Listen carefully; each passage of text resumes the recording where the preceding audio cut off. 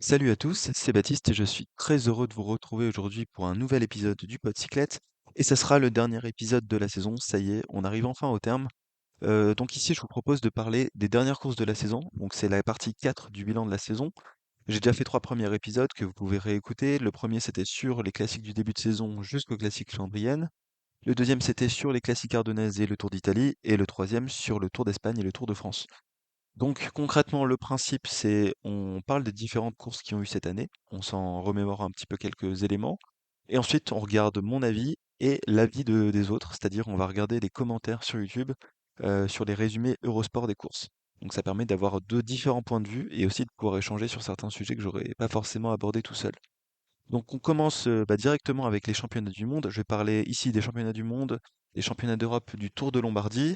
On va parler uniquement des courses en ligne parce que c'est toujours un petit peu moins intéressant malgré tout de parler des chronos, surtout cette année quand ils ont été écrasés par Remco Evenepoel. Ceci dit, on va parler de trois courses qui ont été aussi écrasées par un autre monsieur. Donc bon, bref. Les championnats du monde donc qui ont lieu à Kigali. Bon, parcours qui était très, très, très difficile, bien entendu. On savait à peu près ce qui allait se passer. Ça n'a pas manqué avec une accélération de Pogacar dans le mont Kigali. Donc ça, c'était à 100 km pardon, de l'arrivée. Seul Juan Ayuso, Isaac Del Toro ont réussi à s'accrocher. Alors là, on va pas se mentir, la Trinité UAE qui était à l'avant, ça faisait un peu flipper quand même, hein. Après, il y avait Remco qui a pas réussi à suivre parce qu'il avait un problème de sel, soi-disant, avec son. Il avait un petit caca nerveux là, Remco, hein, on va pas se mentir. Mais bon, bref. Ayuso qui a explosé dans le mur de Kigali. Del Toro qui a explosé, je sais plus, à 65 km de l'arrivée, un truc comme ça. Bref, Pogacar s'est retrouvé tout seul. Derrière, c'était un peu la panique. On avait un Remco Evenepoel qui a fait un super tir dans une bouteille, qui montrait donc les jolis restes qu'il avait de ses années de football. Donc ça, c'était pas mal. Ça, c'était pendant un deuxième changement de vélo qui était un peu idiot parce qu'il a pas attendu sa voiture pour s'arrêter. Bref, il a complètement perdu son sang-froid, le Remco, ce qui était vraiment dommage pour le suspense dans la course. Mais toujours est-il qu'il a fini finalement dans un groupe qui était derrière Pogacar avec Hindley, Kelmose, Ben Illy et puis Tom Pidcock. Et après, bon, ça a explosé au fur et à mesure. Et tout le monde a fini quasiment en solitaire parce que c'était tellement dur comme course. Bref, on se retrouve avec Pogacar qui gagne de manière outrageuse, avec seulement une 28 d'avance sur Remco Evenepoel. Bon, après, il s'est relevé sur la fin, hein, Pogacar aussi.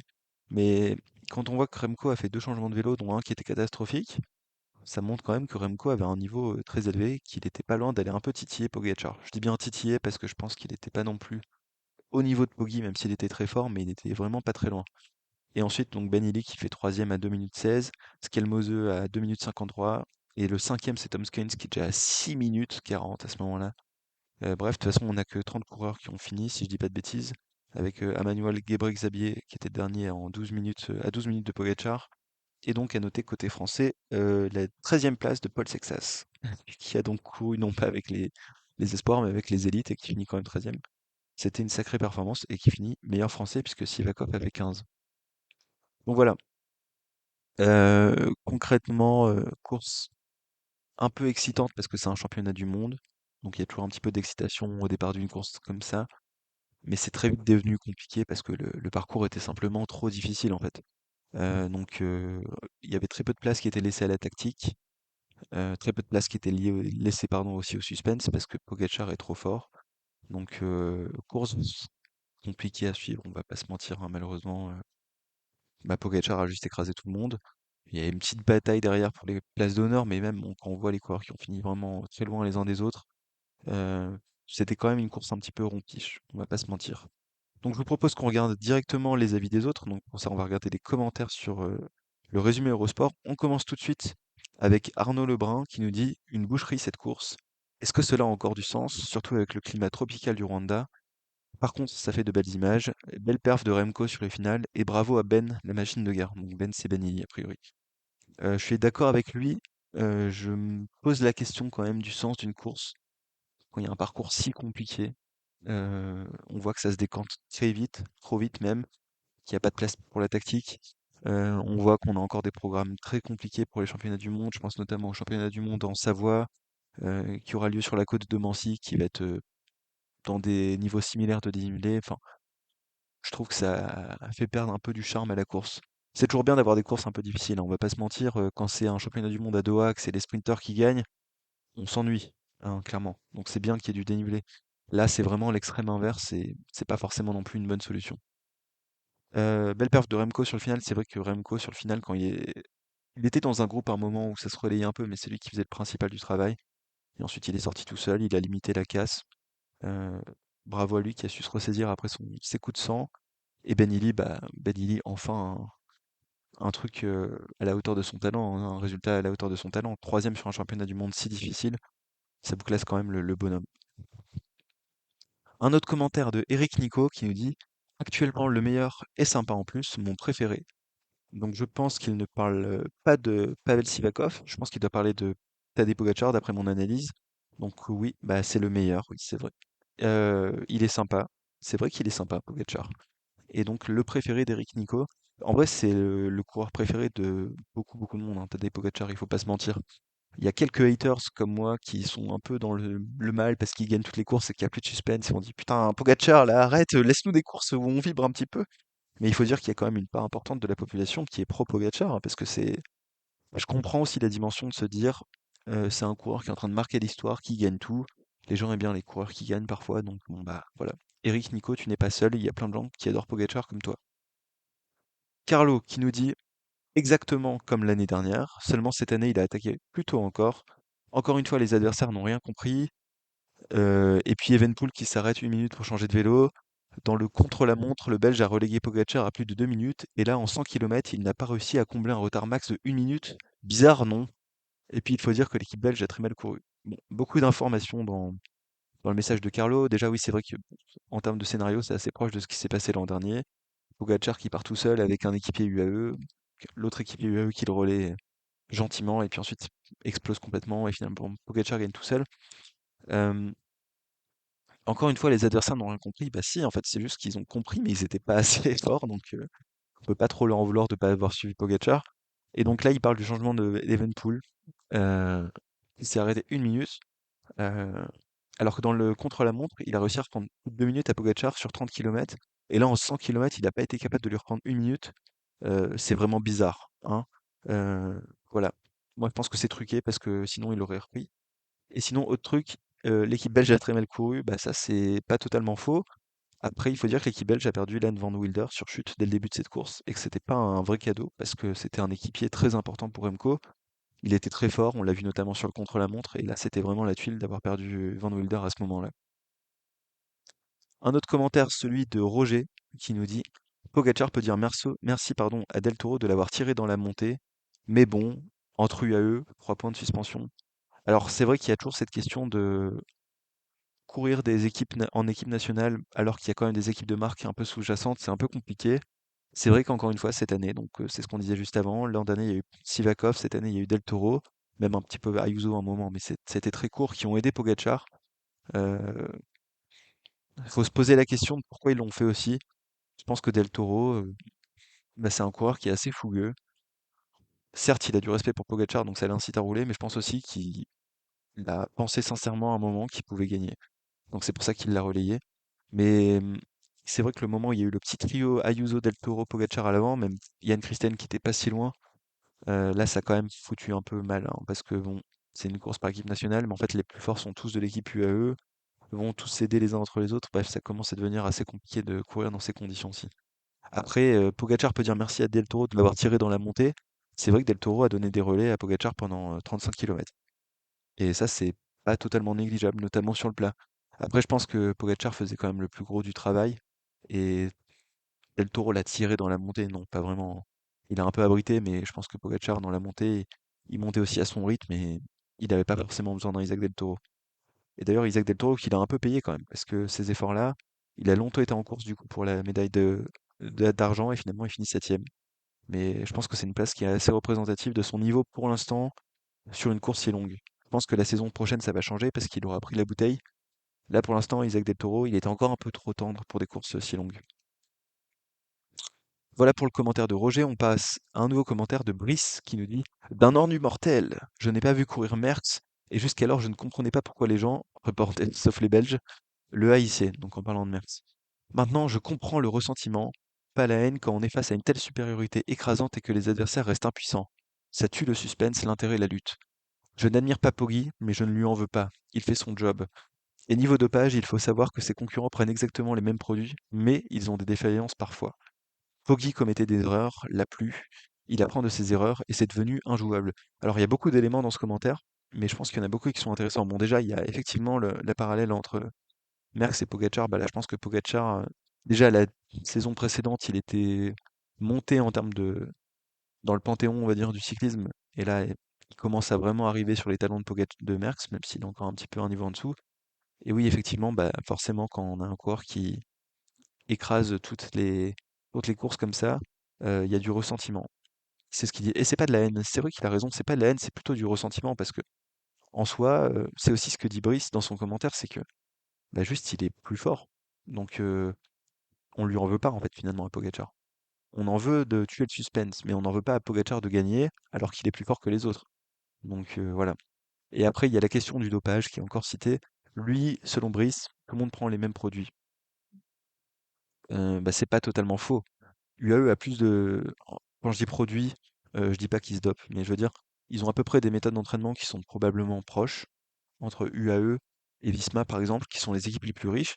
Et effectivement, quand une équipe est riche, elle a plus de moyens pour faire de la recherche sur des produits qui sont pas forcément tous contrôlés par l'Agence mondiale antidopage. Et donc forcément, bah, peut-être que ces équipes-là ont des meilleurs produits, comme il dit, légaux ou pas légaux, que les autres équipes. Mais en tout cas, c'est vrai que je pense que c'est aussi que génétiquement, pardon, il y a un truc de base avec Pogacar qui fait qu'il est plus fort que tout le monde. Sinon, tous les mecs de UAE seraient aussi forts que lui. C'est pas totalement le cas, donc ça montre que il y a quand même un capital génétique initialement qui est très important. Et ensuite, il dit Poggi a commettait des erreurs, l'a plus, il apprend de ses erreurs et c'est devenu injouable. Bah ouais, c'est pas totalement faux. Mais il a encore fait des erreurs cette saison, on en a parlé quand on a fait le débrief. Au Strade Bianche, il fait une erreur en allant trop vite dans une descente alors qu'il en a pas besoin. À l'Amstel, il fait une erreur en partant de proto alors que c'était pas nécessaire. Là, il a pas commis d'erreur, mais il était juste trop fort. Moi, je pense il aurait pu attaquer plus tard. Il a pas besoin de partir seul à 100 km de l'arrivée. Mais de toute façon, il est tellement fort que c'est devenu injouable et il a raison. C'était injouable aujourd'hui. Ravat qui nous dit: «Je ne vois pas où il a écrasé la concurrence». Donc là, il fait référence en fait, au titre du résumé qui dit: «Pogacar écrase la concurrence». Ensuite, l'écart avec ses poursuivants a oscillé entre 35 et 50 secondes durant toute la poursuite. Remco a d'ailleurs récupéré 40 secondes pardon, après son changement de vélo. Il a fait la différence sur la fin du Mont Kigali qu'il a ensuite maintenu. Il n'a pas fini avec 10 minutes d'avance sur le second. Remco était aussi fort que lui. Je suis pas d'accord avec ça. Moi, je pense qu'il a quand même écrasé la concurrence. Certes, pendant un moment, ça a oscillé entre 35 et 50 secondes. Pogacar était en gestion. C'est normal. Il va pas mettre 3 minutes dès le début et ensuite exploser et se faire reprendre. C'est normal qu'à un moment, il gère. Et quand on voit les écarts à la fin, il a clairement mieux géré la course que les autres. Parce que lui, il finit avec 1 minute 28 d'avance sur M. Evenepoel, 2 minutes sur Ben Illy et Skelmoseux, et ensuite tout le reste est à 6 minutes. Alors que c'est eux qui étaient à 35 et 50 secondes. Donc, il a écrasé la concurrence parce que même si pendant longtemps c'était faible, l'écart, à la fin, il a juste lâché tout le monde. Et ensuite, il dit Remco était aussi fort que Pogacar. Moi, je pense pas. Parce que Pogacar, il a été quasiment tout le temps tout seul.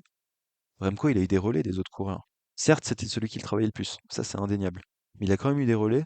Et ça l'a aussi permis de récupérer un petit peu. Là où Pogacar, à un moment, quand il n'y avait plus Isaac Del Toro, il était seul et il perdait pas de temps. Bah, parce qu'il était juste plus fort que les trois autres ou les quatre autres qui étaient derrière réunis. Donc non, Remco n'était pas aussi fort que lui. Remco était très fort. Il n'était pas aussi fort que Pogacar. Et enfin, un dernier commentaire de Pierre qui dit super archi ultra dopé.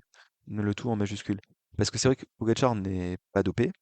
Pogacar n'est pas super dopé, il n'est pas archi dopé, il n'est pas non plus ultra dopé. En revanche, il est super archi ultra dopé. Ça, c'est quand même important à dire. Donc merci Pierre pour la précision. On passe maintenant aux championnats d'Europe. Donc les championnats d'Europe qui se sont tenus en France, en Dromardèche, et qui ont donc eu lieu seulement une semaine après la course en ligne des championnats du monde. Donc c'était quand même un pari assez risqué, même si on a une super start list Léopard, donc ça n'a pas trop eu d'impact. Donc qu'est-ce qui s'est passé? Bah, Pogacar a attaqué à 75 km de l'arrivée, dans le dernier col, parce qu'ensuite on arrivait sur un parcours où c'était plus des côtes que des cols. Il a lâché tout le monde.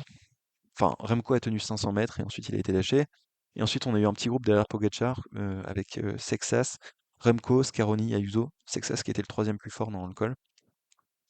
Et autant le suspense était mort dès le début, on va pas se mentir. Même si Remco a essayé de suivre Pogacar pendant 500 mètres, on a très vite compris que c'était finito. Après, derrière, c'était un peu plus animé. Remco a réussi à lâcher tout le monde à un moment dans un faux plat. Donc ensuite, se retrouvait à 3, Sexas, Scaroni, Ayuso. Ayuso a lâché. Et dans le dernier tour, c'était la grande bagarre entre Scaroni et Sexas. C'était un beau moment de vélo quand même, surtout parce que Scaroni a fini par lâcher. Donc Paul Sexas a fini médaillé de bronze de ces championnats d'Europe. Donc c'est complètement fou. Donc le podium de ces championnats d'Europe, c'est plus ni moins que Pogacar, avec 30 secondes d'avance sur Remco Evenepoel. Bon, les 30 secondes, il s'est pas mal relevé sur la fin, Pogacar, hein, mais c'était plus autour d'une minute. Et ensuite, Paul Sexas à 3 minutes 40. Après, ça s'est un peu regardé aussi hein, dans le groupe Sexas, Scaroni, Ayuso. Mais quand même, il y a une classe d'écart avec Remco Evenepoel, ça c'est indéniable.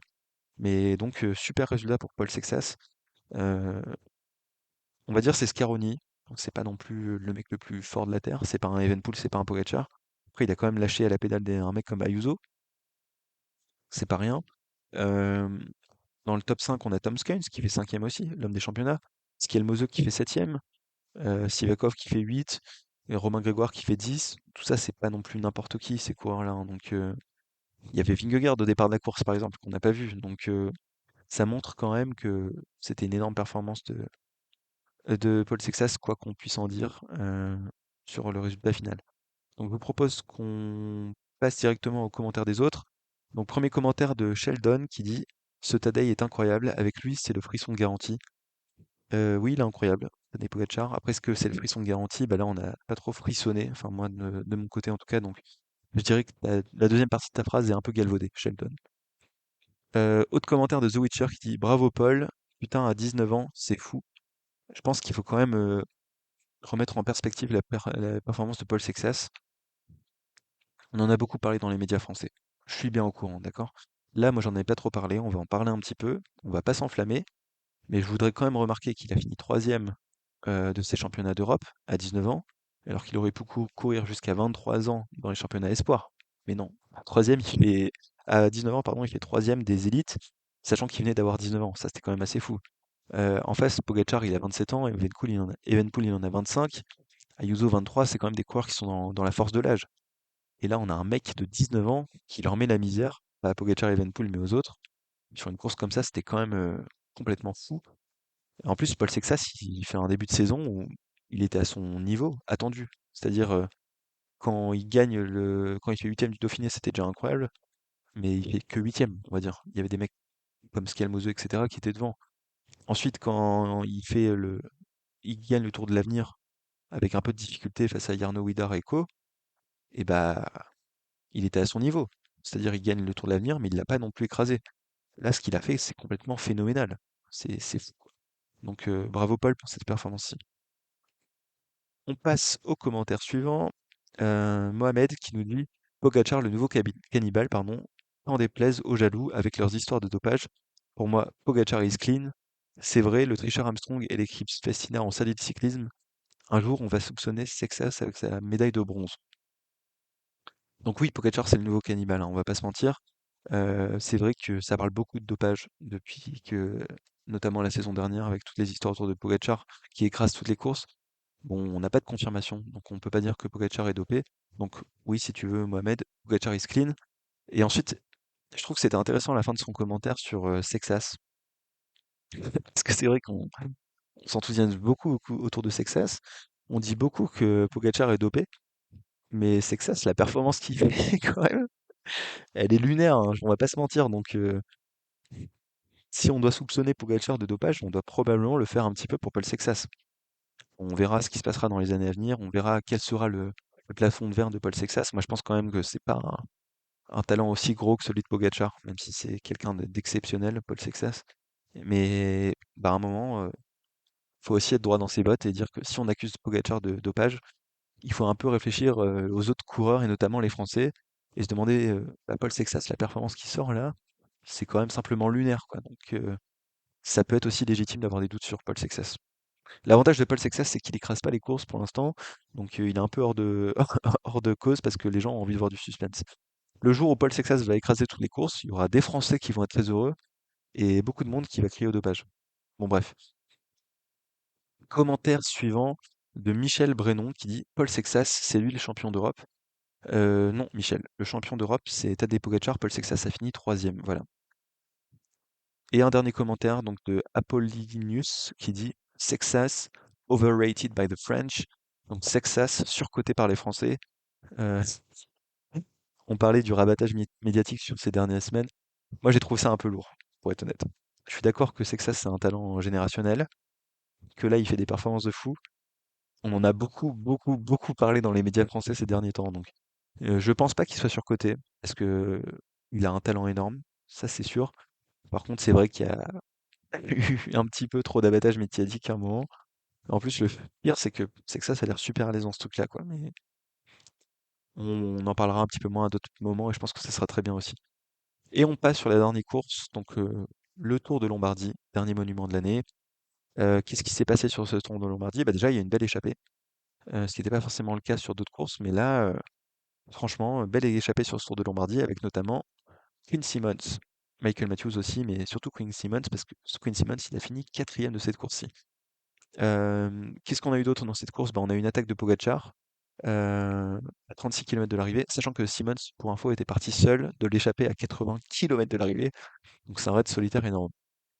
Pogacar donc qui attaque à 86 km, à 36 km pardon, de l'arrivée. Pardon, j'ai été un peu surpris parce que c'est vrai que 36, c'est un peu tard dans ses habitudes, mais non, c'était seulement à 36 km dans le Passo di Ganda. Il a attaqué, personne ne l'a suivi.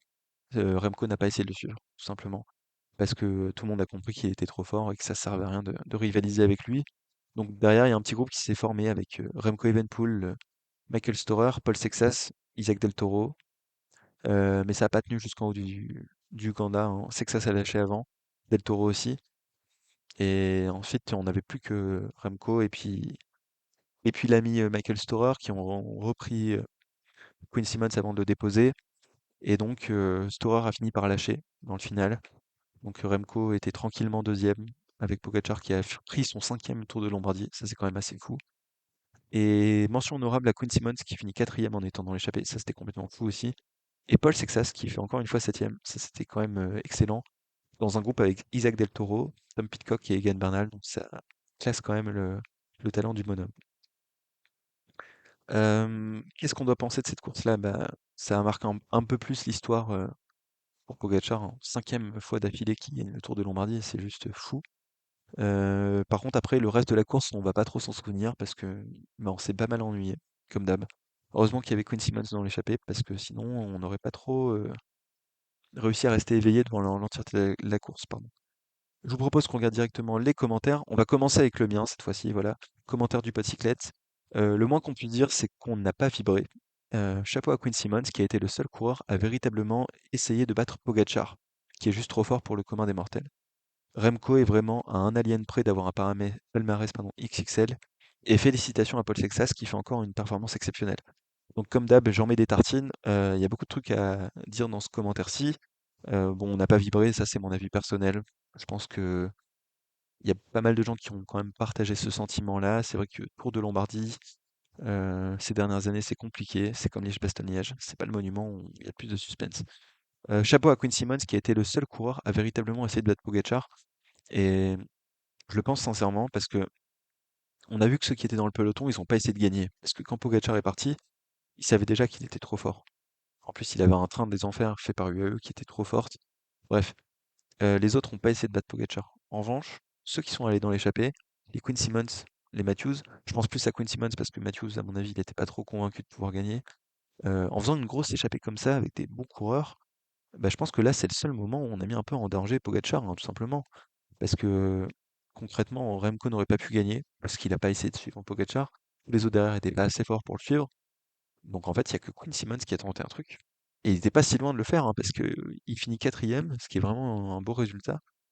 Et si il y avait un peu plus de monde dans l'échappée, si UAE avait un peu moins de personnel pour rouler derrière l'échappée, et ben peut-être que Quinn Simmons aurait été plus proche de jouer la victoire que tout le monde. Donc voilà.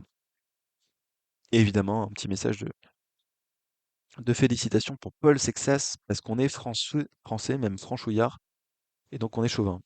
Gérard, qu'est-ce qu'il nous dit, Gérard? Il nous dit que c'est merveilleux. Les UAE sont tellement forts, tout le monde est content, personne ne s'interroge, présent toute la saison, le sourire aux lèvres, il peut gagner avec une jambe. Il n'y a plus de spectacle et j'espère que les gens vont se lasser de regarder un show qui est écrit à l'avance. Euh, c'est vrai que là, les UAE, sur cette course-là, mon Dieu, le train qu'ils ont mis, euh, c'est quand même aberrant, hein. À noter que donc là dans le top 10 de ce Tour de Lombardie, on a 3 UAE, puisque Pogacar gagne, mais Isaac Del Toro fait 5, et puis Jevine qui a non plus, qui lui n'a pas non plus passé ses relais, pardon, finit 9e. C'est fou quand même. Jevine 9e en état à la planche, pas mal de temps pour Pogacar, c'est une performance de zinzin. Bref, Jevine qui est devant des gars comme Kenoy Brooks, Adam Yates, encore un UAE, Lenny Martinez, etc. quoi. C'est pas une place au hasard. Mais bref, là, ça pose quand même la question de l'hégémonie du UAE, hein, parce que, enfin, même des grosses équipes en général. Là, quand même, UAE, si on regarde un peu la start list de ce Tour de Lombardie, Pogacar, Del Toro, Maika, Domen Novak, Sivakov, Jevine, Adam Yates, bah ouais, ça fait vraiment peur, hein. Si on compare à la composition de Arkea, Embret, Svetsvag, Bart Skeng, Giosué Epis, Thibaut et Victor Guernalec, Lorenz Heuss, Martin Thiota, Donovan Grondin. Bon, est-ce qu'on pratique le même sport quand on a l'équipe UAE ou l'équipe Arkea? Je suis pas certain. Et là, ce qui me fait un peu peur, c'est qu'on est encore dans une tendance où ça se renforce encore plus du côté des grosses équipes et où les petites équipes mettent la clé sous la porte ou alors se font dépouiller de tout leur talent. Là, on voit encore, par exemple, un Benoît Cosnefroy qui part chez UAE. Benoît Cosnefroy, il va être troisième équipier dans les Ardennaises. Enfin, c'est aberrant et moi, je pense quand même que ça nuit pas mal au cyclisme. Donc ça m'a vraiment déçu. Bref.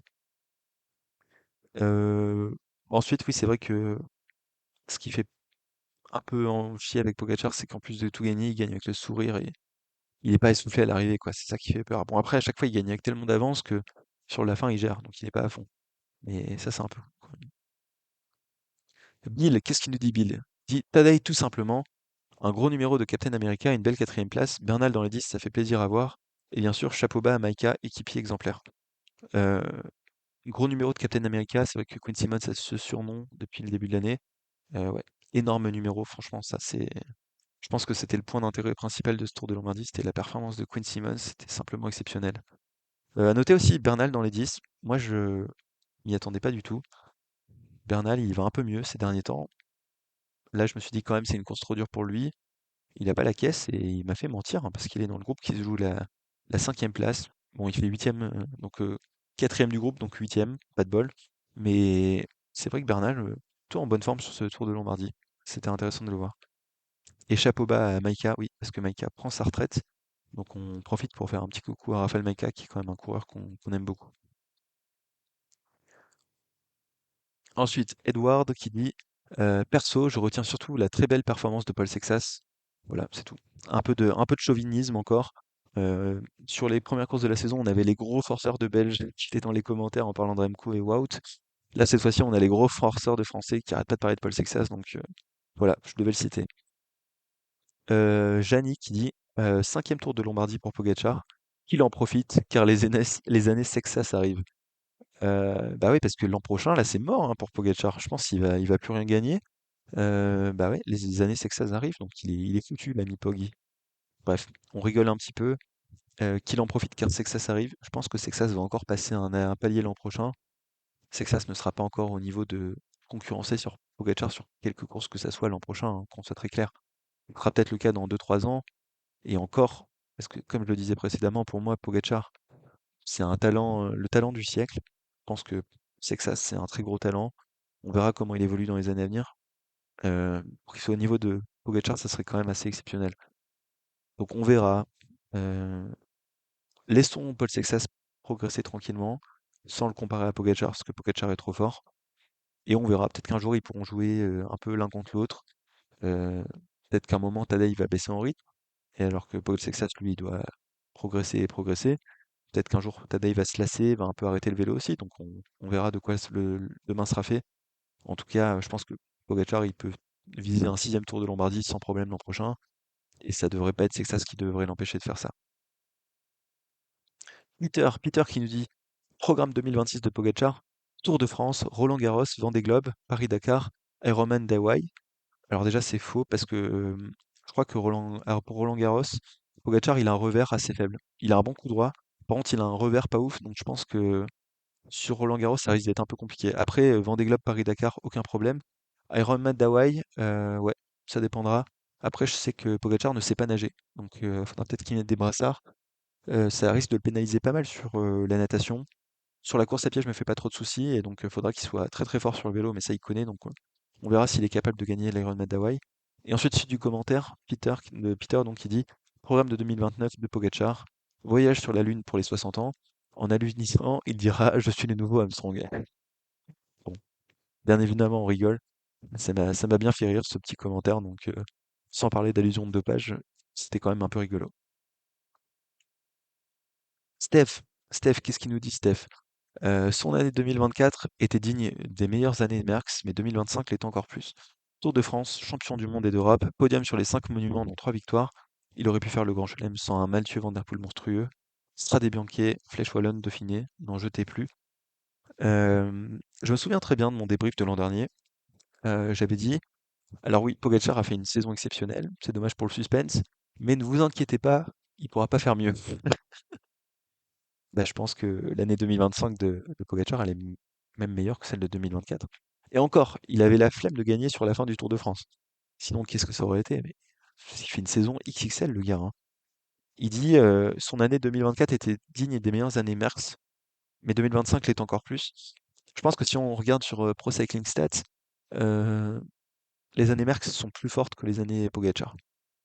Après, c'est pas la même à l'époque, il n'y avait pas la même concurrence. Merckx roulait 90 jours par année.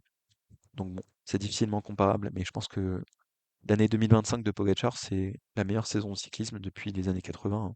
Donc c'est quand même fou. Et enfin, dernier commentaire, le meilleur pour la fin de Stéphane. Et ensuite on s'arrêtera, qui dit Tadei, soit tu es talentueux, soit tu es un génie, soit tu es un extraterrestre. Ou bien les trois à la fois. Tu fais rêver mon gamin, jeune cycliste en herbe, où tes posters trônent dans sa chambre comme une rockstar. Mais tu ne fais plus rêver son père qui connaît le résultat d'une course de vélo à l'avance quand tu es au départ. Tadei, malgré ton sourire éternel quand tu as franchi la ligne d'arrivée en premier, j'ai un doute sur ce qu'on te met dans ta gourde et les picousses d'avant-départ. Cela reste entre nous, Tadei, car mon fils ne comprendrait pas. Pour être honnête, c'est ce commentaire-là qui m'a donné envie de faire cette série de vidéos. Donc, Stéphane qui a un fils qui est cycliste en herbe, qui est fan de Pogacar.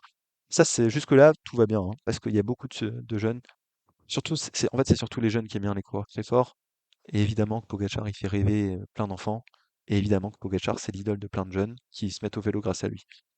Mais tu ne fais plus rêver son père qui connaît le résultat d'une course de vélo à l'avance. On sait pas ce qu'on met dans ta gourde et dans les picousses d'avant-départ, Tadej. Mais bon, tout ça, ça reste entre nous. Il faut pas que mon fils le sache parce que lui, il ne pourrait pas comprendre. Bref. Merci Stéphane pour ce commentaire. Tu m'as bien fait rigoler. Voilà. J'espère que cet épisode vous aura plu. C'était la fin de la saison. On va tous prendre une pause de cyclisme. C'est probablement très bienvenu. Moi, j'adore le vélo, mais je pense que la trêve hivernale nous fait toujours un peu du bien. Là, la fin de saison, c'était un peu compliqué, hein, quand même. On va pas se mentir, entre la fin de Tour de France avec un climat un peu nauséabond là autour de Pogacar et Vingegaard, j'ai vraiment pas aimé ce moment-là. La Vuelta qui était horrible, bordel. Et puis ces dernières courses de fin d'année qui sont très bien sur le papier, mais qui ont été écrasées par Pogacar. Bon, bah, à un moment, c'est pas plus mal que ça se termine cette saison. Donc on va prendre 3-4 mois de pause, on va regarder du cyclo-cross, et puis on reviendra au mois de mars pour les premières courses du printemps, les Strade Bianche, Milan-San Remo, tout ça, Paris-Nice, bref. Et là, on sera replongé à 100% là-dedans, on aura rechargé nos batteries, on sera parti pour une nouvelle année, ça sera top. Voilà, j'espère que cet épisode vous aura plu, et je vous dis donc a priori à l'année prochaine pour un nouvel épisode du Podcyclette. Salut!